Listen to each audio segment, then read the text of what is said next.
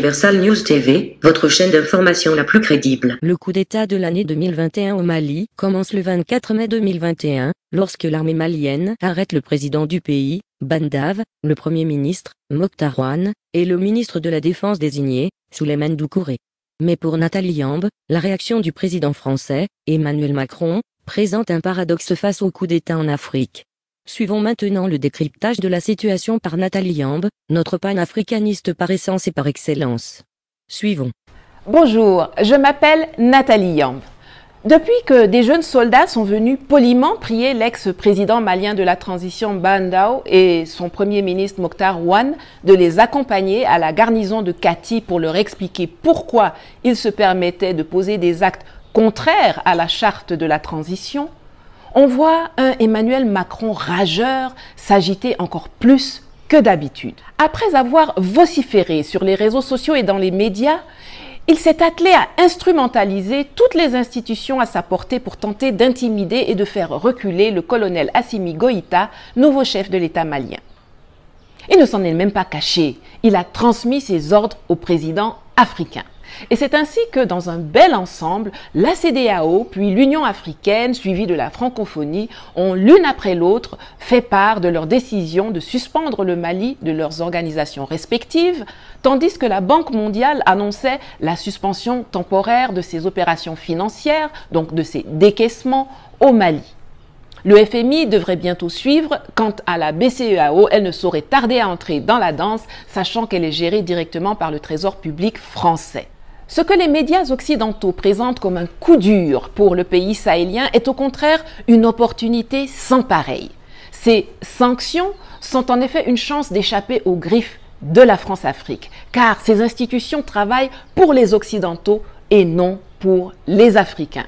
Et quand je dis ça, ce n'est pas seulement une façon de parler, c'est factuel.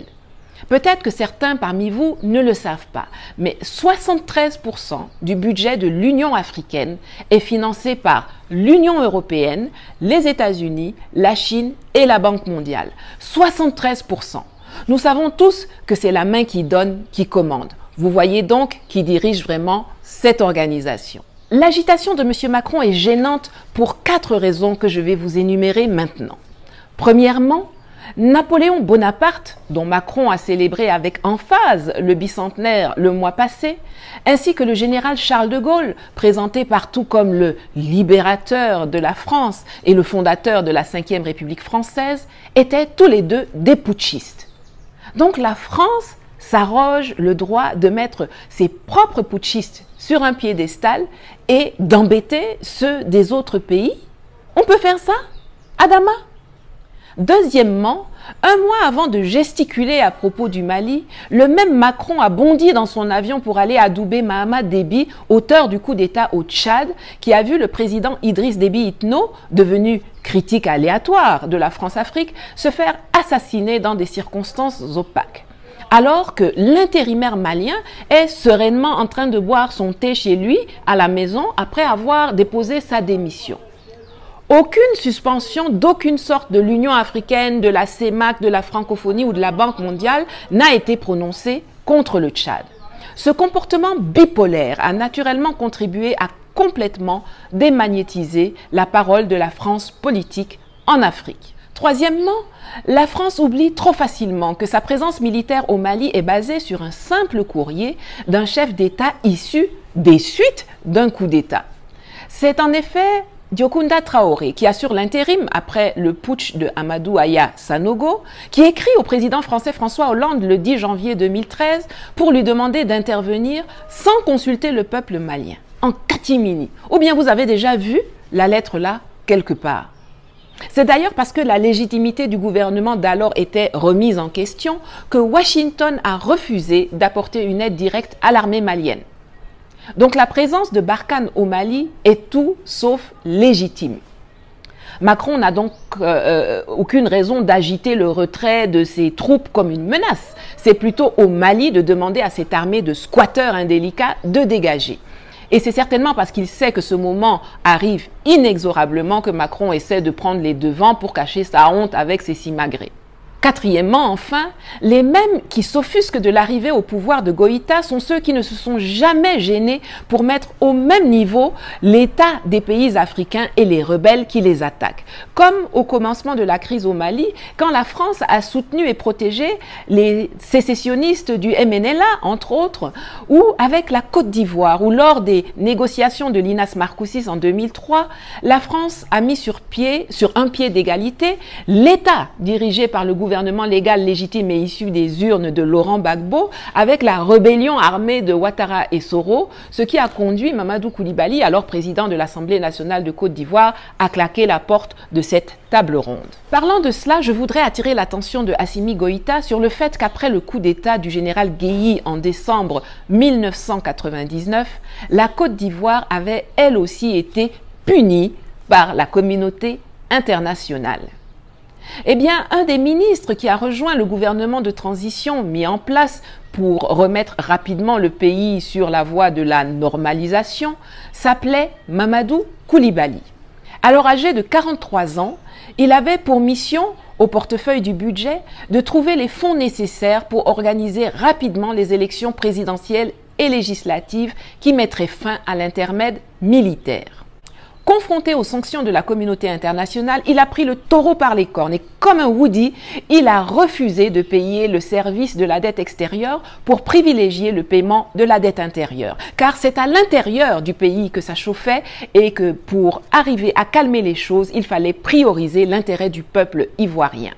Les créanciers étrangers qui se sucrent suffisamment avec des taux d'intérêt exorbitants n'avaient qu'à attendre. Eh bien, le ciel ne lui est pas tombé sur la tête, la Côte d'Ivoire ne s'est pas effondrée et au contraire, il a pu non seulement trouver le financement sur fonds propres ivoiriens de l'élection présidentielle et des législatives, mais également du référendum qui les a précédés et le tout en moins d'1 an. Celui qui aime son pays, là, s'il veut, il peut. Donc, colonel, utilisez le temps mort, salvateur, que les nuisibles internationaux vous ont bien heureusement octroyé pour travailler à l'amélioration des conditions de vie du peuple malien et conclure des partenariats performants pour la sécurité du pays et de ses populations. Il y a longtemps que je le dis, chaque fois que la France refuse un visa Schengen à un Africain, c'est un pas de plus vers la rupture avec la France-Afrique. Car ça fait une personne de plus qui échappera à l'influence néfaste de ce pays mortifère pour l'Afrique. Car l'étudiant ou l'étudiante refoulé par Paris, mais accepté en Inde, en Chine, en Afrique du Sud, aux États-Unis, au Ghana, en Russie, au Brésil, en Tunisie, peu importe, avancera dans la vie et se constituera un réseau purgé des références françaises. C'est exactement cela qui se passe au Mali.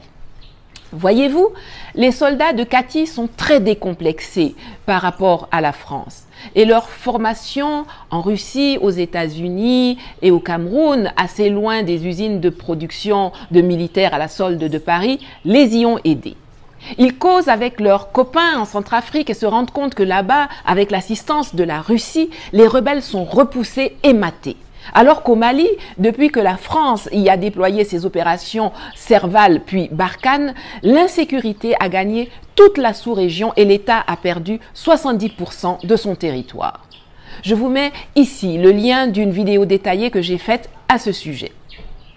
On peut donc comprendre que les soldats se soient un tantinet irrités quand Bandao, qu'ils sont allés soulever là-bas dans son village pour le mettre à la tête de la transition voulue par le peuple malien, s'est subitement transformé après 2 visites à Paris en toutou de Macron, faisant sauter du gouvernement 2 ministres des plus partisans d'un rapprochement avec la Russie dans le domaine militaire.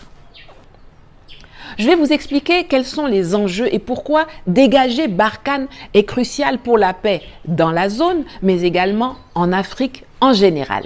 Les djihadistes de l'Ouest africain jusqu'aux Janjaouides du Soudan, Darfour, sont des miliciens arabes actifs dans le trafic de drogue qui est écoulé en Europe et d'êtres humains dans la piraterie et soutenus par certaines autorités politiques locales et internationales pour terroriser les populations non arabes de la région, les migrants vers l'Europe et contrôler certaines ressources.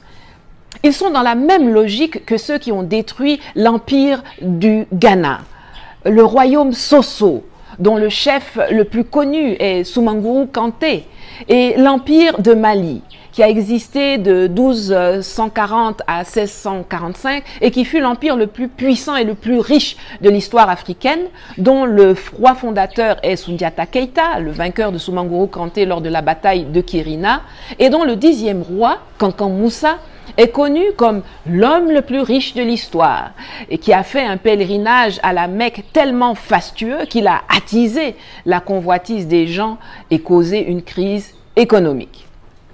Les mouvements djihadistes sont les survivances des 10 siècles d'esclavage des Noirs africains par les arabo-musulmans. Ils ne sont pas vraiment combattus en Afrique, ils sont même encouragés et financés par des pays étrangers, notamment les ex-puissances coloniales, et ils bénéficient, en plus des négligences des États locaux défaillants, qui ne font pas leur job parce que leurs animateurs sont trop occupés à se remplir les poches et celles des membres de leur clan. Ils bénéficient donc aussi de populations léthargiques et ignorantes, spectatrices de leur propre vie. Une fois que vous avez compris cela, vous comprendrez aussi très rapidement pourquoi la France ne sera jamais l'acteur de la paix au Mali. Elle ne va jamais défaire de la main droite ce qu'elle a tissé patiemment et soigneusement de la main gauche. Leur plan est simple. Quand vous regardez la carte de l'Afrique, vous vous rendrez compte que la zone dont je parle forme une bande horizontale qui balafre le continent de l'ouest à l'est. Et d'ailleurs, la seule interruption qui pourrait survenir dans la continuité de cet axe du mal, c'est le combat victorieux de Bouhari et Déby contre Boko Haram. Et que se passe-t-il? Déby se fait opportunément tuer, alors que l'État islamique annonce la mort par suicide du chef de Boko Haram, Shekau, tandis que l'Europe soutient les sécessionnistes biafrais pour perturber la gouvernance Bouhari. Comme le disait un de mes followers sur Twitter, les vrais terroristes, ce sont les Occidentaux et plus particulièrement la France. Les djihadistes ne sont que leurs auxiliaires. Et la collaboration avec les forces russes ayant permis d'infliger une déroute à l'armée française et à ses supplétifs locaux en Centrafrique, il est plus que légitime que le nouveau gouvernement malien envisage et négocie de nouvelles alliances pour mettre fin au carnage au Sahel que le pompier pyromane français commandite avant de venir verser des larmes de crocodile comme la ministre des Armées Florence Parly vient de le faire à propos des 140 tués à Solane au Burkina Faso. Yako aux familles. Il y a 42 ans, le 4 juin 1979, un jeune capitaine de l'armée de l'air ghanéenne réussissait son premier coup d'État qui changea radicalement la destinée du Ghana. Il s'appelait Jerry John Rawlings, resta 20 ans au pouvoir et propulsa irrévocablement le pays vers le progrès et la stabilité. Vous n'est pas vous. Il y a des putschistes qui font des coups d'État pour servir les intérêts de la France et de l'Occident, et il y a ceux qui y ont recours pour améliorer les choses pour leur peuple. Qu'on laisse Goïta et son équipe faire leur travail. On les jugera au pied du mur. Ils ont bien commencé, le nouveau chef de l'État annonçant dès sa prestation de serment qu'il renonçait aux 2/3 des 150 millions de francs CFA mensuels alloués au fonds de souveraineté du président de la République. Pour rappel, celui que le donneur de leçons et l'ordonnateur d'embargo contre le peuple malien Alassane Dramane Ouattara, sa femme et son clan se partagent goulûment depuis 10 ans en Côte d'Ivoire, est de 342 milliards de francs CFA par an, soit 28,5 milliards de francs CFA par mois. Pour contrer un étouffement de l'économie par la BCEAO, Goïta et ses hommes ont l'occasion de nationaliser immédiatement les mines du Mali, de sortir du franc CFA et de se débarrasser de l'armée française. Cela nécessitera naturellement de la rigueur, des efforts, du courage et du patriotisme. Mais il y a beaucoup de gens là-dehors qui sont prêts à les aider. La France ne pourra plus avoir recours à des opérations comme Persil dont je vous ai parlé il y a quelques semaines. Mais elle n'hésitera pas à commanditer des attentats en plein centre de Bamako pour tenter de faire regretter son départ à ceux qui ne veulent rien comprendre à sa mission meurtrière. Un dernier mot à Macron. Il serait temps qu'il cesse de sauter en l'air comme un gamin rageur. Ça enchante peut-être Brigitte ou Benalla, mais c'est d'un ennui et d'un ridicule affligeant pour le reste du monde. Qu'il démantèle son opération d'occupation du territoire et de pillage des ressources naturelles du Mali et du Sahel et qu'il dégage. On ne veut plus de la France en Afrique. À bientôt. Hello, my name is Nathalie Yamb. Since young soldiers politely asked the former president of the Malian transition, Bandao, and his prime minister Moctar Ouane to accompany them to the Kati garrison and explain why they were acting contrary to the transition charter, an angry Emmanuel Macron has become even more agitated than usual. In an attempt to intimidate and push back the new Malian head of state, Colonel Assimi Goïta, he passed his orders on to African presidents and international institutions. Mali must be sanctioned.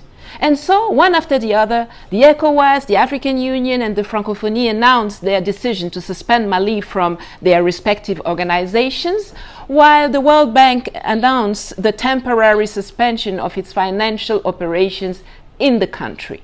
The IMF is expected to follow soon, and as for the West African Central Bank, BCEAO, it will soon enter the dance, knowing that it is managed directly by the French Trésor Public. Contrary to what the Western media portray as a major blow to the Sahelian country, the sanctions are rather a unique opportunity to escape the clutches of France-Afrique, because these institutions work for the Westerners and not for the Africans. And when I say it, it's not just a way of speaking, it's factual. Maybe you don't know it, but 73% of the African Union budget is funded by the European Union, the USA, China, and the World Bank. 73%. We all know the giving hand is in charge, so you see who is really running this organization. Mr. Macron's agitation is annoying for 4 reasons. First, Napoleon Bonaparte, whose bicentennial Macron celebrated last month, as well as Charles de Gaulle, presented everywhere as the liberator of France and the founder of the 5th French Republic, were both putschists. How come France puts its own putschist on a pedestal and yells at those in other countries?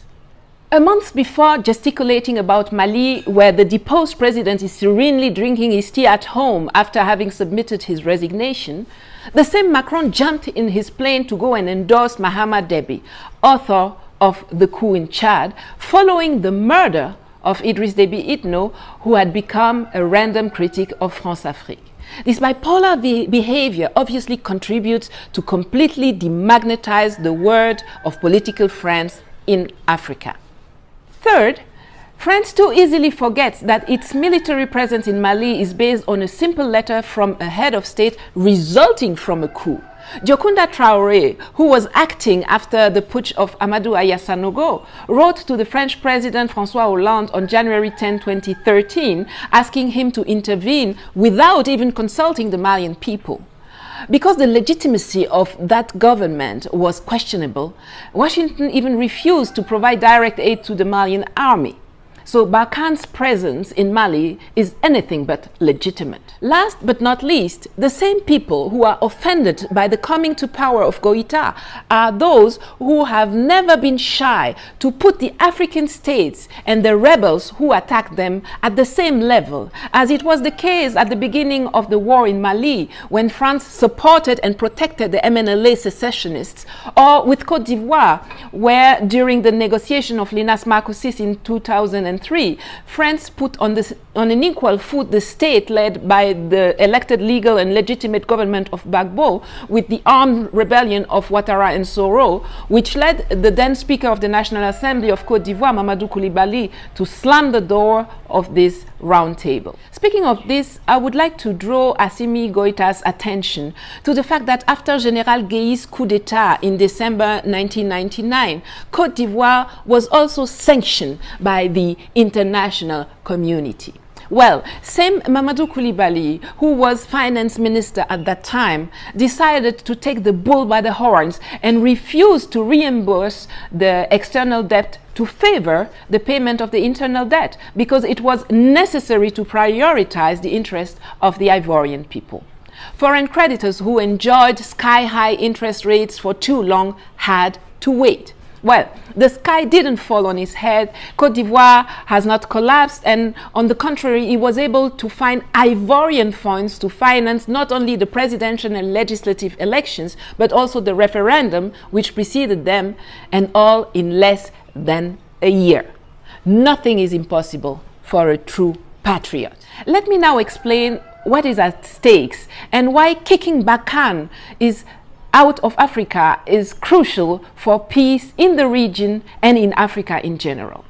The jihadists of West Africa, all the way to the Janjaweeds from Sudan, Darfur, are Arab militiamen active in the trafficking of drug and human beings, piracy, and supported by some local and international political authorities to terrorize non-Arab population in the region, migrants to Europe, and control certain resources.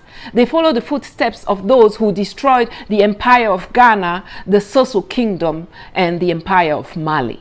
The jihadist movements are the remnants of 10 centuries of slavery of black Africans by Arab Muslims. They are not really fought in Africa. They are even encouraged and financed by foreign countries, in particular the ex-colonial powers, and they benefit, in addition to the negligence of failing local states, from lethargic and ignorant populations, bystanders of their own life. Once you understand this, you will also quickly understand why France will never be the actor for peace in Mali. She will never undo from her right hand what she has been patiently and carefully woven from her left hand. Their plan is simple. When you look at the map of Africa, you realize that the area I'm talking about forms a horizontal strip that scars the continent from west to east. The only interruption that could occur in the continuity of this axis of evil is the victorious fight of Buhari and Deby against Boko Haram. And what is going on? Deby is conveniently killed as the Islamic State announces the suicide of Boko Haram leader Shekau, while Europe supports Biafran secessionists to disrupt Buhari's government. The real terrorists are the West, and more particularly France. The jihadists are only their auxiliaries. Since the collaboration with the Russian forces has paid off and made it possible to defeat the French and their local auxiliaries in the Central African Republic, it is more than legitimate that the new Malian government should consider and negotiate new alliances to end the carnage in the Sahel that wouldn't be stopped by the French army for obvious reasons. 42 years ago, on June 4th, 1979, a young captain of the Ghanaian Air Force succeeded in his first coup d'etat, which radically changed Ghana's destiny. His name was Jerry John Rawlings. He remained in power for 20 years and irrevocably propelled the country towards progress and stability. They are putschists who carry out coups to serve the interests of France and the West, and those who use them to improve things for their people. Let Goïta and his team do their job. Upon taking the oath, the new head of state announced that he was giving up 2/3 of the 150 million CFA francs per month allocated to the President of the Republic Sovereignty Fund. This is a good start. To counter a stifling of the economy by the West African Central Bank BCEAO, Goïta and his men have the opportunity to immediately nationalize the mines in Mali, get out of the CFA franc, and get rid of the French army. It will take rigor, effort, courage, and patriotism, but there are plenty of people out there who are ready to help them. On the other hand, it must be clear for everyone that if France will no longer come through with operations like Persil, which I talked about a few weeks ago, it will not hesitate to sponsor terrorist attacks in the center of Bamako as retaliation. As for Macron, it's about time he stops jumping in the air like a raging kid. It may enchant his wife, but it is boring and ridiculous to the rest of the world. He just needs to withdraw his occupying army plundering the natural resources of Mali and the Sahel. We no longer want France in Africa. Easy. See you soon. Le colonel Assimi Goïta, déclaré président de transition malien par la Cour constitutionnelle la semaine passée après 2 coups d'État en 9 mois. Il faut dire que l'amélioration de vie des Maliens sera une priorité absolue pour le nouveau gouvernement. Ici, Christine Muriel, pour Universal News TV. Merci de suivre Universal News TV sur YouTube. Nous vous rassurons que les informations que nous diffusons au quotidien sont suffisamment crédibles. Alors, n'hésitez pas à liker la vidéo si elle vous plaît, et si vous êtes nouveau sur la chaîne. N'oubliez pas de vous abonner et d'activer la cloche de notification pour ne pas rater nos prochaines vidéos.